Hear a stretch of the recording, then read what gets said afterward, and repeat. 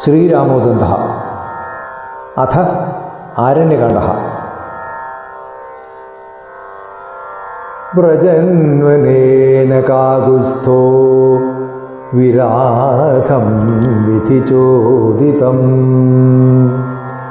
സദാരാനുജമാത്മാനം അരന്തമവധീതദാ. ശ്രീരാമോദന്തം ആരണ്യകാണ്ഡം. അങ്ങനെയിരിക്കെ ഒരിക്കൽ ശ്രീരാമൻ കാട്ടിലൂടെ സഞ്ചരിച്ചു കൊണ്ടിരുന്നപ്പോൾ വിരാധൻ എന്നു പേരുള്ള രാക്ഷസൻ വിധിവശാൽ ശ്രീരാമനെയും സീതയെയും ലക്ഷ്മണനെയും പൊക്കിയെടുത്ത് കൊണ്ടുപോകാൻ ശ്രമിച്ചു. അപ്പോൾ ശ്രീരാമൻ അവനെ വധിക്കുകയുണ്ടായി.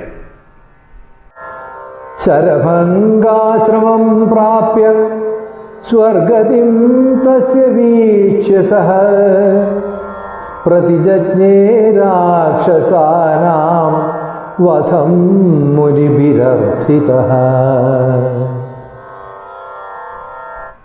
അനന്തരം ശരഭംഗമുനിയുടെ ആശ്രമത്തിലെത്തുകയും അദ്ദേഹം സ്വർഗം പോകുന്നത് കാണുകയും ചെയ്തിട്ട് രാഘവൻ മുനിമാർ അഭ്യർത്ഥിച്ചതനുസരിച്ച് രാക്ഷസന്മാരെ വധിക്കുവാൻ പ്രതിജ്ഞ ചെയ്തു.